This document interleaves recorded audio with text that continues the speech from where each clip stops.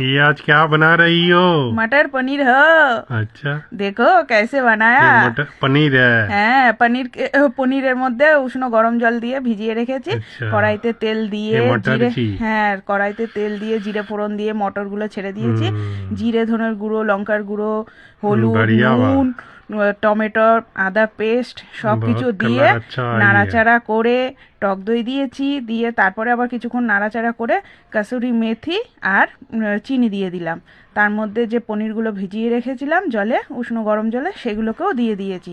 নাড়াচাড়া করে একটু কিছুক্ষণ রান্না হতে দিলাম ঢাকা দিয়ে।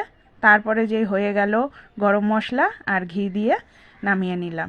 কেমন হয়েছে বলো? बढ़िया हुआ है, देखने में भी अच्छा लग रही है। सारा कुछ ठीक ठाक ही है। ठीक है, कमेंट में बताओ आप कैसे हुआ।